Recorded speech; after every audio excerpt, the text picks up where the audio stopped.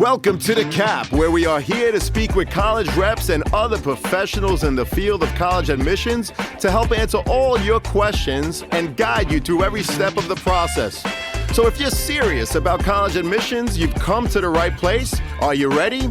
Let's talk about it. And now, here's your host, Dr. John Durante. Welcome to The Cap, the College Admissions Process Podcast. I am your host, John Durante, and I am here to introduce you to college admissions representatives and other professionals in the field of college admissions. Our purpose is to serve you, the students and parents, so that you may gain insight straight from the people who ultimately make the decisions. Regardless of whether you apply to a particular school being highlighted in a given episode, you should listen to all of them, as each guest will give you tremendous insight and advice on every aspect of the college admissions process, prompting you to come up with your own follow-up questions for when you visit campus or meet with a college admissions representative yourself. Don't forget to visit our website, www.collegeadmissionstalk.com, or the show notes of each episode to access the alphabetical list of all the colleges available with the related audio link to the right of each school. The alphabetical list provides you with on-demand access to all of the episodes so that you may listen whenever you wish. And if you want to receive links to episodes before they are released on the podcast, along with other related resources, please fill out the email opt-in form also available on our website and in the show notes of each episode. Lastly, please email me with any questions or comments at collegeadmissionstalk@gmail.com. So are you ready? Let's talk about it. Welcome to The Cap, the College Admissions Process Podcast. I am your host, John Durante, and it gives me great pleasure to introduce to you today Christine Loo, who's the Director of College Counseling at the Stony Brook School in beautiful Stony Brook, New York. She's also on the Board of Directors for the National Association for College Admission Counseling, which is also known as NACAC. Chris, thank you so much for being here today. How are you? I'm doing great, John. Thank you so much for having me on today. I am really excited to be talking to you today. Well, it's our honor and pleasure. It was so great to connect with you through our NACAC contacts, and I can honestly say that the NACAC National Conference down in Baltimore was one of the best professional development conferences I have ever attended, Chris, and I've been to quite a few over the years. Can you share how NACAC, which of course, again, is the National Association for College Admission Counseling, not only supports students and their parents, but also school counselors in navigating the college admissions process? Now, Chris, I mentioned the school counselors because although the majority of the people that listen to this podcast are students preparing for college along with their parents, because of my email opt-in list, I know that there's a lot of counselors that also listen. So I just wanted to include them in terms of how NACAC supports, again, students, parents, and school counselors in navigating the college admissions process. Yeah, I have to agree with you, John. I think the NACAC conference is one of the best professional development conferences out there, and I'm thrilled that you had the chance to attend. I do want to say that NACAC, I'd like to kind of refer to it as a one-stop shop, not just for students and parents, but definitely for school counselors. But let me address the students and parents first. A couple of resources on the NACAC website that I think is super helpful for students and parents. One is there's a great resource to guide them through the application process itself. It starts right at the beginning with preparing students, and it ends with how to pay for college, which I have already paid 3 children's tuition, and so that has become super important to me, and I'm sure to many parents. But that is called Your Journey on the website, and it goes from prep to search to actually applying, making that college decision. It will walk them through fee waivers and then actually paying for college with lots of financial aid resources.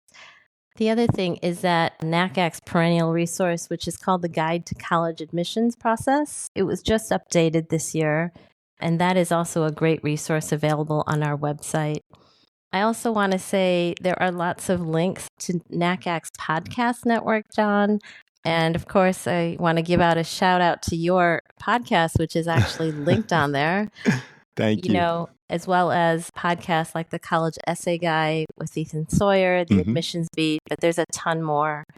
And there is also information on the website on college fairs, which students and parents are really able to go to. So that's on the student and parent side. For counselors, wow, there is so much actually for school counselors. One is if you're a new counselor, there is a new counselor series of webinars called Counselor Bites. What's great about them is that they're just a half hour providing school counselors with insights to just help their students navigate the process. There's also just a whole wide array of topics with lots of experts that will help new counselors become better at what they're doing. There are also tons of certificates for counselors on the professional development side. There's a character focus initiative, which is a 3-course bundle that focuses on how to assess character in the admissions process. And then on the post-secondary side, there is a school counseling program certificate. And then there's an International University Advocate certificate, a bunch more certificates that school counselors can take advantage of. In addition, we have an Anti-Racism Institute training. There's NCA information, trends in college admissions. Yeah, there's actually so much more I could talk about, John, but in the interest of time, I will just say it's a fantastic place for school counselors to go. There is so much on there to help you better do your job. Well, I couldn't agree more. Like I said, it was definitely the best conference that I went to ever down in Baltimore. And because of that, I'm going to also be at the conference upcoming this fall out in Los Angeles. Now, you mentioned all of the resources for the students and their parents, along with school counselors. I always have links in our show notes. So, Chris, any links that you want to share for, again, the students, the parents, the counselors, just provide them to me. And of course, we'll put them in the show notes. Now, as a member of the NACAC Board of Directors, what are some key initiatives or programs that you've been involved with that have significantly impacted the college admissions landscape? So I want to talk about one that is actually in the process of coming into existence. This is super exciting. NACAC is in the process of building a Center for Reimagining College Access. Our vision statement is that the transformative power of post-secondary education is accessible to all. And honestly, John, some people will read that and think, yeah, that's like a nice phrase, to say, but NACAC actually really believes this. And so we are gathering resources and experts to really man this Center for Reimagining College Access to do exactly this, to reimagine what college access could look like for students. We really want to take a hard look at, equity in the process and to gather people to say, hey, how could this look different? What could the future look like for college admissions? In 2023, NACAC actually acquired the work of a volunteer organization called the Character Collaborative. It's run by NACAC at this point, and it's called the Character Focus Initiative. So the vision of this group is fantastic. It was really to promote the use of character attributes in the evaluation of candidates for admission to colleges and independent schools. And so one of the things that NACAC has is there's a survey actually on our website about the most important factors that colleges are looking at in the admissions process. And actually, this past year, pretty high up on that list was actually character. It has definitely become more important to colleges. As we know, the admissions process is primarily an academic process. Colleges are asking the question, can this student do the work? But more and more, I think colleges are really looking at attributes like kindness, grit, loyalty and integrity. And so as we work through the Character Focus Initiative, we are really taking a look at how can colleges continue this initiative in evaluating character in the admissions process. I also want to say that NACAC as an organization has really met the moment. As you probably know, John, it was a very interesting year in higher education. You mean the FAFSA? Yes. As you know, there were FAFSA delays alongside the Department of Justice, the decision on race-conscious admissions. And so one of the things we have are lots of links and resources to navigate both of those decisions after that happened. And so In regard to the FAFSA delays, one of the things that NACAC did immediately was they put together a list of colleges that had altered their deposit deadline dates. So that was just one place where people could go and immediately see, did my college change their enrollment deadline date? We approved budget this year to hire more NACAC staff, which has been great. It has allowed NACAC to do more things like college fairs, DEI initiatives, advocacy, and probably the most important thing is that it has really given NACAC staff more bandwidth, more life-work balance. I think it's just been fantastic to be able to give that to them. We've also diversified the composition of the NACAC Board of Directors. I believe that we now have the most diverse Board of Directors that they've ever had. And so that is really fantastic to be able to have different voices at the table as we're talking about higher education. NACAC also rebranded its platform. We not only have a new logo, but we put together something called Engage. And that's an opportunity actually for admissions counselors and school counselors and people who work at CBOs to just simply get on and connect with other members. So at this point, about 5,000 people are using the platform. It's an opportunity for them to sort of network with colleagues, gain insights, find out if there are job postings. And so that's been a really fantastic way for people to really engage with each other. I do want to say on the advocacy front, NACAC recently sent a letter to the Department of Education Secretary to petition for a reminder to the Department of Education grant recipients for allowable uses of funds that support secondary students, school counselors, and college access advisors. So that was really, really important for us. I also want to say we are launching HBCU Advance. That's really our first event to simply focus on the work that HBCUs are doing in historically Black colleges and universities. So honestly, John, I could probably be here for another hour telling you about what has been really exciting about being on NACAC's board and the initiatives that we are taking. But I would just say this in summary, we're doing a lot of things in providing resources, events to really move forward in fulfilling this vision of making post-secondary education accessible to all students. Well, NACAC definitely has that worthy cause of reimagining the college process. And as you said, making it accessible to all. You mentioned so many different resources, and I appreciate that you talked about the HBCU Advance. Ironically, I just interviewed Tim Fields and Shareem Herndon Brown regarding their book, The Black Family's Guide to College Admissions. It was a great episode, which already got a ton of downloads. So it's interesting that you just mentioned that because we just recorded and released that episode. Chris, in addition to being on the NACAC Board of Directors, we know that you are, as I mentioned earlier, the Director of College Counseling again at the Stony Brook School here on Long Island in New York. For students who may not have access to robust college counseling resources at their schools, what advice would you give them to effectively navigate the college admissions process through their high school years? Yeah, I definitely realize, John, that my students have lots of resources and we have a pretty small student body. But I actually worked at a school that had almost 4 times the number of students as the number of students I currently work with. And so I definitely have had that experience of having probably not enough counselors and a lot of students. So I would say the first thing is I think it's probably a hard reality, but when there are a lot of students and not as many counselors to be able to work with them, you often find yourself kind of responding to students who are in your office, students who are proactive, kind of the squeaky wheel getting the attention, kind of thinking. So the first piece of advice I would give to students is be proactive, right? If you have a high school counselor, get into their office, sign up for meetings, take advantage of the things that are offered at your high school, go to events that are being offered at your high school. So simply showing up, I think, would be the first piece of advice that I would have for students.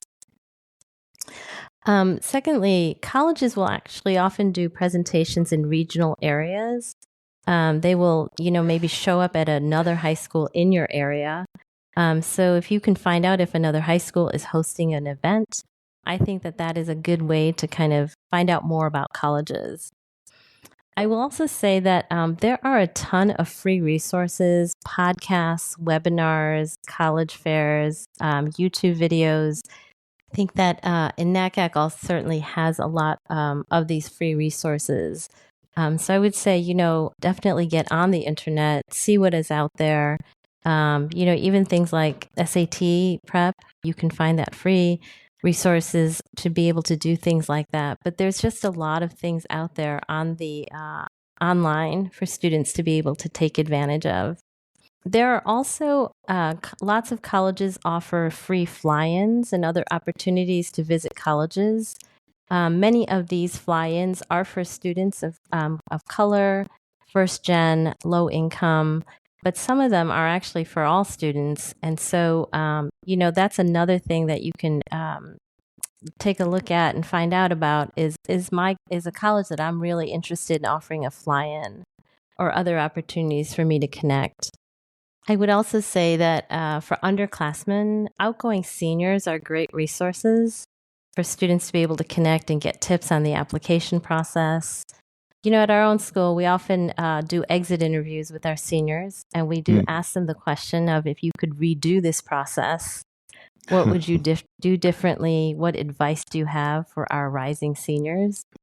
There are also things like mentoring programs and opportunities. New York State ACAC actually hosts a program called Camp College. It's an overnight weekend college access and information program, and that is geared toward rising juniors and seniors. But opportunities like that exist in other states as well. And then, I think there are essay writing resources. Ethan Sawyer, the college essay guy, a lot of people are familiar with his resources. We use them. He offers a ton of stuff, not just on essay writing, but on all parts of that application process. And so, I would say be proactive, do some research, but there are definitely resources out there for students if they're at a school where they may not have as much face-to-face time with their school counselor. Well, I appreciate that. You talked about being proactive. So, students, if you have a school counselor, definitely get to know them and sign up for whatever it is that they offer. You also talked about all of the different free resources. So, certainly do your research. There are free resources related to standardized tests, students to assist you in the college search. There are virtual opportunities available to most schools, colleges, and universities throughout the country. So it's really just being proactive and looking what's available to you, not to mention all of the different podcasts, not only this one, but as Chris said, NACAC has a podcast network, which we will link in the show notes. So how has the role, Chris, of college counseling evolved over the years, particularly in light of challenges brought about by, for example, the COVID-19 pandemic, which include mental health concerns, and how are colleges approaching standardized tests, just to name a few things? Yeah, those are definitely some things we've navigated over the last couple of years, John. I want to address maybe the testing first. It has changed because, as you know, once the pandemic hit, a lot more colleges decided to go test optional. And so in the past, it was a little bit easier for us to, students didn't have the option of whether they were going to submit that test score. So it was a little bit easier for us to advise students about whether, they should take that test another time. And now it's kind of like, it's given us more options, I think, as counselors. If we know that standardized testing is a weakness for a student, now in the interest of, sort of life, giving them a little bit of life back, I may actually just say to a student, hey, let's not spend many more time on this. Let's work on your personal statement, or go out and, have some fun with your friends and get a little bit of that time back. However, because colleges are now test optional, it's also placed us in the position of trying to figure out when a student should submit that test score. And sometimes it's not it's not a one and done kind of thing. Now I have to figure out if a student should submit that test score to this school, but not that school. So that process has become much more nuanced. I also want to say that I didn't think it was possible, John, but we continue to hear from colleges that they've had a record number of applications.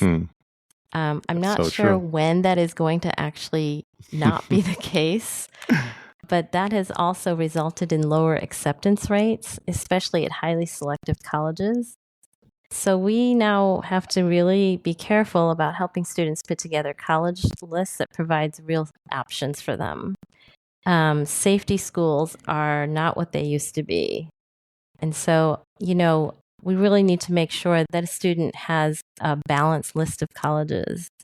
And so, colleges that when I started in this position 9 years ago that had actually closer to a 30% acceptance rate, some of them are now in single digits. And so, we've had to be really more strategic with students about putting that list together. I have to say that there definitely has been an increase in mental health issues. And sometimes a student feels compelled to share that story. They feel like that they must tell us a college, right, that they've had mental health issues. And so navigating through that, because sometimes we want students to understand that we want them to show up as their full selves in the process. That sometimes there is a bit of we want students to get beyond the single story, right? That they only have one narrative. And sometimes for certain students, it's the right thing to do to disclose the mental health concerns in their application. And sometimes we will advise a student, hey, it may not be necessary, and there are other parts of you that maybe you want to communicate to colleges. And then finally, I do just want to mention this one other thing, John. We really are committed to making sure that students have integrity about the process. I think that as students feel more pressure to get into certain colleges, sometimes there is that temptation to inflate information, exaggerate information. And it honestly makes me a little bit sad, if I was fully transparent, because I think the message they send to themselves is, I am not enough, right, in who I am. And so, at our school, Stony Brook's motto is character before career. We are always driving this thought that we want you to move through this process with integrity, that your true and authentic self is actually the most strategic thing that you can do in this process. And we want you to feel like, colleges want to hear your true story. And so I would say that those are some of the major changes that we've seen over the years. Yeah. We appreciate that. And I like a lot of what you said. One thing was safety schools are not what they used to be. So you emphasize the importance of that balanced list. I mentioned the conversation I had recently with Tim Fields and Shareem Herndon Brown, and we talked about how there are many schools out there. I said, schools that accept less than 10%. I think it was Tim that said even schools that are accepting less than 25%. The point is that all of those schools that accept that small of a number, that is a reach school for everyone. I know of a student recently who got into Yale but wanted Princeton, and guess what? Didn't get into Princeton, right? No rhyme or reason, but the point is that those are two schools that accept less than 10%. So no matter how great you are, that's a reach school for everyone. So to your point, with more applications and schools not necessarily changing their institutional priorities in terms of the number of students they're trying to create in that freshman class, it's become ever more important to have that balanced list. Anything else that you want to add to that, Chris? Yeah, I do want to say I think that's absolutely right, John. I think one of the other dangers that students I would say that they kind of can fall into is what I call sort of the Disney princess, thought on college applications, is that, I have nothing against Disney, but it is when you watch some of those princess movies, it's like there's a prince out there, right? And I've Right. got to get to him somehow. And so I often tell students there are many schools that I believe would be a good fit for you. But to put your hopes in a single school, I think can really be a dangerous thing to that student. Well, I appreciate that, especially since there are over 4,000 colleges and universities throughout the entire country. There's definitely a lot of schools for each and every student. But to your point, not every school is necessarily for you. So we talk about it all the time. It's very important not to look at where your friend is going, but to really reflect, get to know who you are. Do you want to be far from home, close Mhm. from home? Is a car ride enough? Are you okay with being on an airplane? Do you want big, small, suburban, urban? And I could go on and on and on. And the beauty is that there is no one size fits all. And to support that, again, there's over 4,000 colleges and universities throughout the country. And I think the reason why, Chris, it's so stressful for so many people, it's because so many students are focused on those 50 schools, right? And we could probably name some of them easily. But if you expand your horizons, right, and you really look at a wider list and come up with that balanced list to your point, I think it would help with the mental health issues and the stress that so many people face when applying to college. Anything else you want to add on that, Chris? John, I tell this story at nauseum, but since your audience doesn't know me, it'll be like the first time. My three children had very different processes, even though they were all really high performing students. Hmm. And so my oldest daughter actually got into an Ivy League school and a SUNY school. Those are the Hmm. two choices at the end of her process. And you probably guess how this story ends. We sent her to the SUNY school because she really needed to be that big fish in a small pond. And at the end of those 4 years, she was she was a different kid. Had gained confidence. Professors knew who she was. And the icing on the cake for us was that she was actually their commencement speaker. Wow. And she's actually now at that Ivy League school doing her PhD. Oh, wow. That's Now, awesome. John, if you have more than one child in your family, like you feed them all the same food and somehow they just turn out to be completely different creatures. My second child also got into one of the Ivies, and it was the perfect place for her, and she loved it and had a great experience. And then my youngest, actually, very sort of classic youngest child, just wanted, early decision, got into a school, and which was a good fit as well. And so I always feel like I want to get to know students. I want parents to tell me about their child. And as you said, let's look at the factors that are going to make this a great experience for you. Well, I appreciate that. And my listeners know, maybe you don't know, Chris, I have two daughters and they were very different academically. And the process for both of them was definitely a challenge because I was kind of going through it with my second daughter with COVID. And we were very lucky that she actually came on the visits when we did so prior to COVID with her older sister. But the point is that that's when I felt the stress as a parent, right? Because my child, you know, high school did not come easy to her. And I have to say that the admissions reps was so accessible, which is what prompted me to come up with this idea of having a podcast where most of the episodes are me talking to an admissions rep. Because look, I'm a principal in a high school in a very academic area.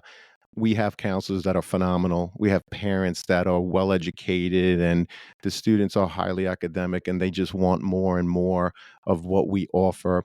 But that's not the case everywhere. So, having this podcast, having the resources that you mentioned through NACAC, just to give accessibility to all, is something that is so important. And so I appreciate all these resources, all of these different ideas that you're sharing.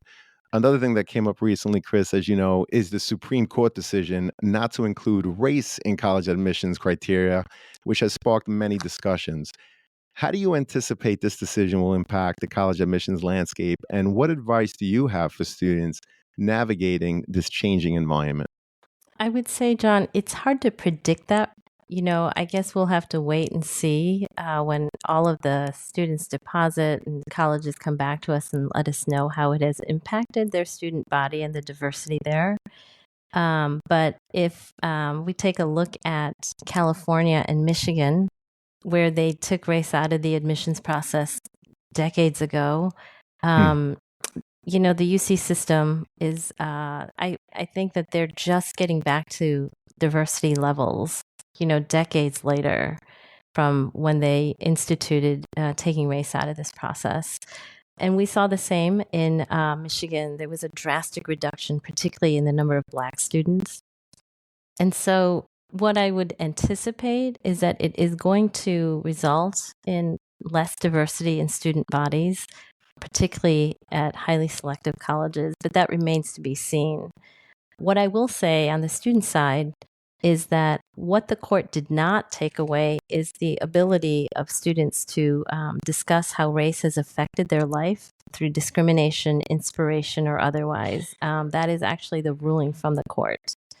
And so, what I tell students now is if your racial identity is an important and integral part of who you are, then let's find a way for you to really talk about that in the application without checking off that box now. And so, whether that's through extracurricular activities, whether that is through the personal statement, I am advising students that if this is part of an important, part of something you want to present to colleges, then let's work on this. I really do hope that it does not have a huge impact on the diversity of student bodies on these campuses, because I really think that it is so necessary for students to be in diverse environments, John. It challenges stereotypes. It better prepares students for the workforce. It allows them to have conversations with people who don't look like them, who haven't grown up like them. And, honestly, we need that now more than ever, right? For young people to be able to be in environments where they're being challenged, right? And they're expanding their worldview. And so I think that diversity really benefits the college experience for everyone, not just students of color.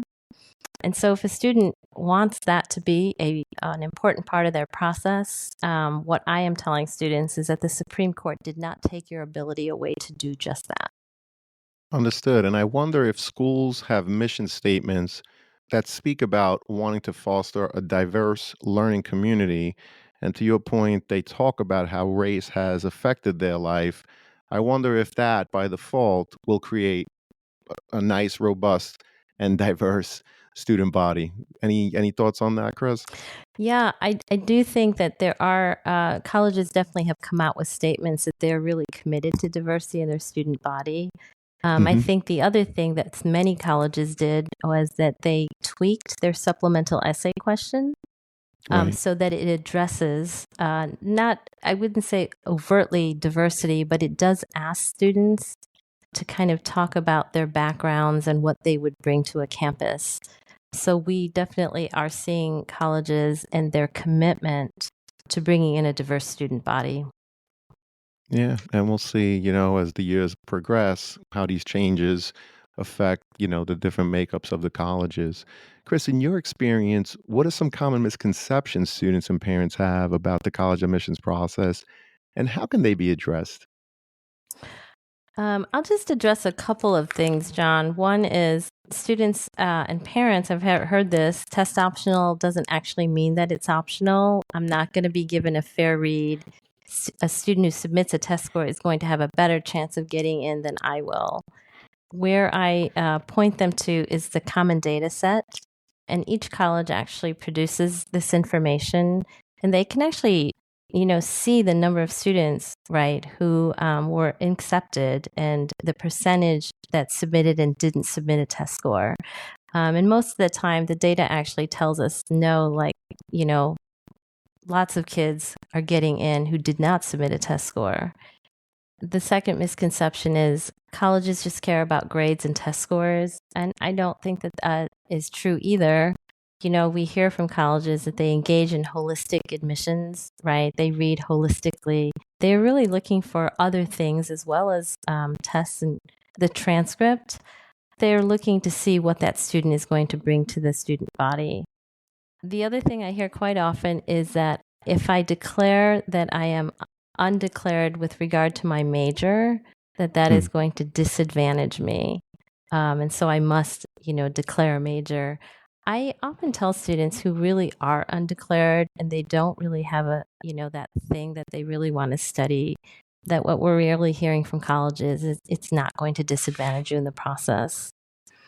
And then finally, sometimes students are thinking, I should be a classics or philosophy major because there are way too many STEM majors, too many kids declaring biology and psychology, that's going to be my best chance of getting in. And, again, I really try to talk to students about their identity and their integrity, which for me are two really important drivers in this process. Well, I appreciate those comments that you made. And I think, again, if you have that balance list that you spoke about earlier and you're true to yourself, right, with that integrity, you're going to find the right fit for you. And why would you, for example, want to say that you're going to major in philosophy if you really don't want to, but you're just doing it just to try to get into a school? It really doesn't make sense. I think you have to be true to yourself, students. Do your research, find that right fit. Again, over 4,000 colleges and universities in the United States alone. There's a school for everyone. And I also appreciate that you talked about the myth that the test optional nature is really not true. I can tell you that one of the questions that I ask the representatives is, okay, you say you test optional. Can you share the percentage of students that were actually accepted that didn't submit test scores? And depending on the school, oftentimes it's 50-50.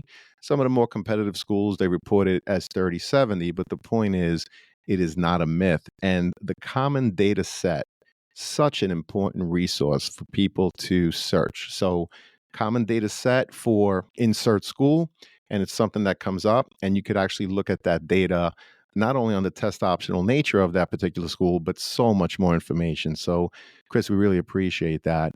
And how can students effectively utilize college fairs, campus visits, or information sessions to gather information and narrow down their college choices, Chris?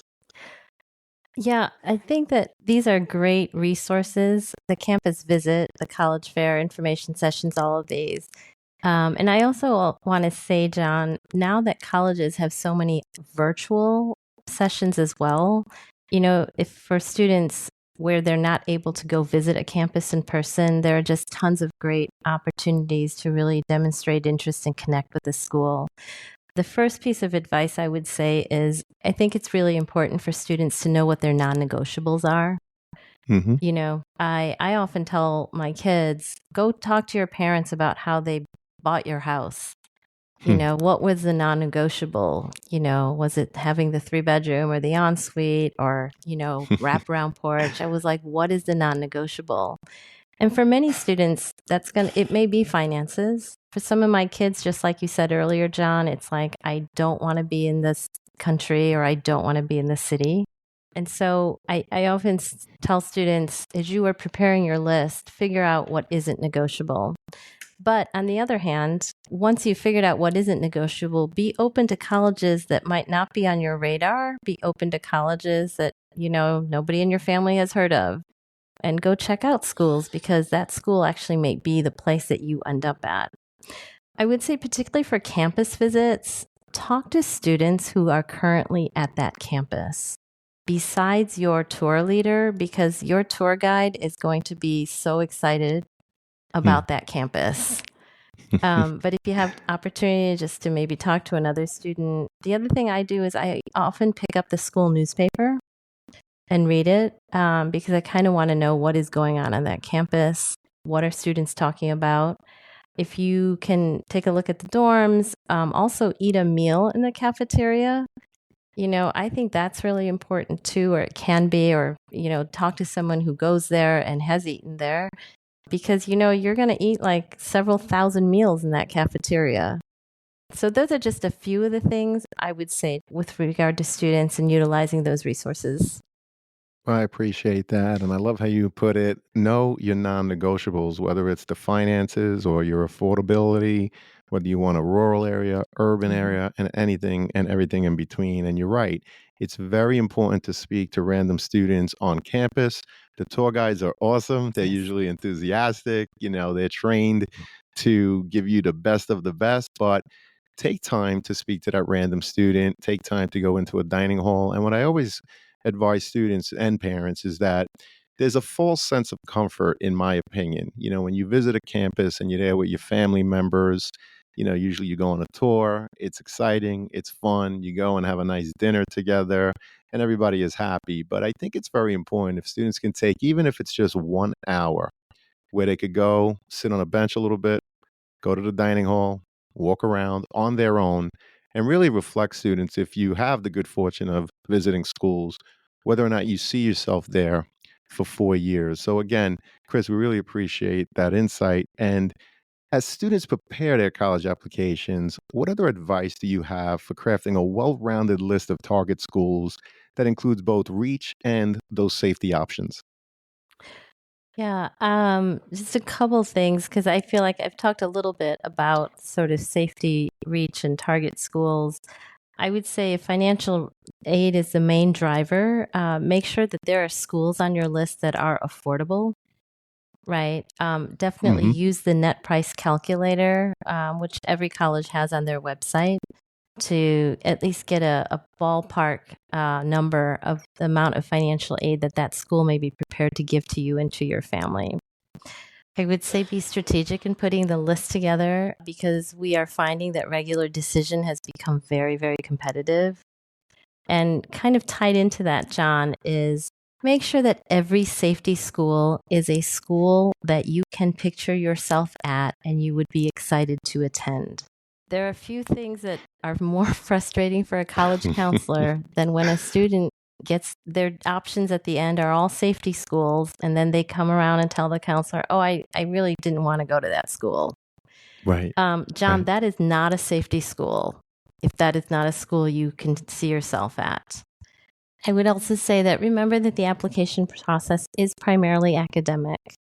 If a school is kind of putting out the information of what they are looking for academically, know that that's one way to gauge whether that school is going to be a safety, a target, or a reach school. Well, those are great pieces of advice, particularly when you're talking about picking safety schools, students that you would actually attend, because you never know. It might only be the safety schools that you get admitted to. So you certainly want to take your time, do your research, and include safety schools that, in fact, you would attend. I also love the fact that you mentioned that net price calculator, because obviously finances is such a big conversation for so many students and their parents throughout the country and beyond. And the net price calculators are pretty accurate, and every school has one on their website. Sometimes it's not so simple to find, so you could simply do a Google search, net price calculator, and insert the name of school. Chris, this has been a phenomenal conversation. Unfortunately, it does bring us to that last question, which is, what are your top three pieces of advice that you would provide students and their parents getting ready for the college admissions process? Here's my top three pieces of advice, John. One, I know it is so cliche, and actually, somebody wrote this as a book title, but where you go isn't who you are. I often tell my students that you are the exact same person before that decision came out as the day that that decision came out. Nothing about you has changed. And I really think students hand over too much power to a college decision and letting them impact, their understanding of who they are. And so at our school, John, I'm on this mission to get rid of the word rejection Hmm, to replace it with redirection.